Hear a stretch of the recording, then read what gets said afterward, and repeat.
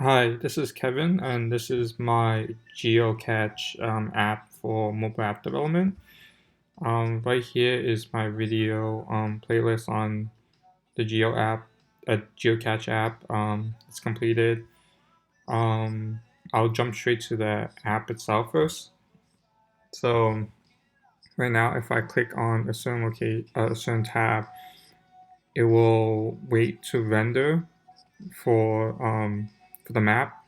So it would just slide. It would transition to a screen first prior to actually waiting for the map to actually finish loading. And I can press log, which keeps count of the number of times this is clicked. So if I go back in, for example, um, actually it needs to be refreshed. So if I just refresh this real quick, it will keep the count 13. Um, and then just to show you the other screens are working too, let me tab into it real quick. So 0, and the map is loading. I think it's just on the simulator is a lot slower. And then if I create a cache component right here, um, I don't know, somewhere random location, and I just type in some longitude and some latitude that I probably don't know where. I think the problem with the video is just that unless you refresh it, the new component won't show up. So let's refresh it, and somewhere it's now appearing. And we click on it and wait for the map to load. It couldn't find anywhere particularly, so it just gives you a rough demographic of where it was. So yeah, same thing. I could log it. So onto the code portion. I think there's a lot to cover in this. For the part, the server, it manages three parts. It manages a get, a post, and a put. So on geocache and index, this is a post. This occurs when I'm pushing in an API particularly, or I'm creating something new. So like this add button right here, that's a post function, and I'm just pushing it into the database. Um, if the database refreshes,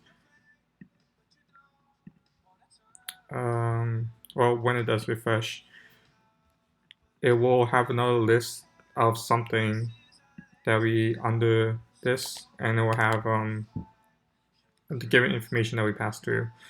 Um, for the put, I believe we're using it in the section of the logging.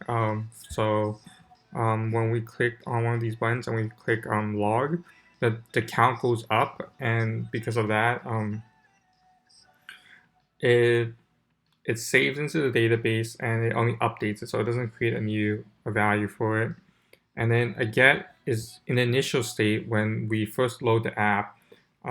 Everything will appear because it's going to the database and looking for what it needs.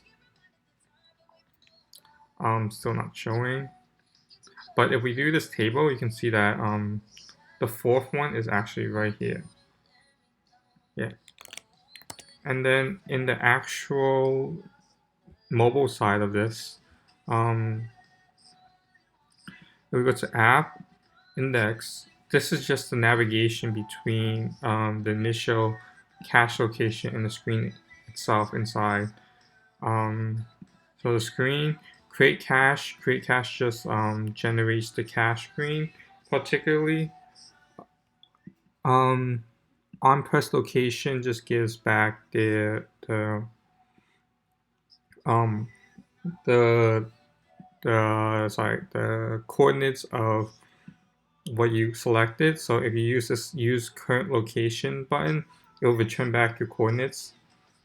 Um, So this is just for passing into the data. You see the content type JSON type, so it passes back towards the server side, and the server uses it to retrieve back the data.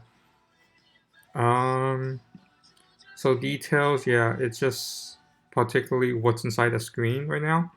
So if we click one inside, you see there's a map, there's some text, there's title.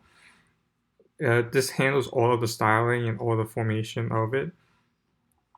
I think one particular takeaway is the map view. So the map view is what generates the map. We pass in a latitude, longitude, and latitude delta, longitude delta, which gives us the location of it.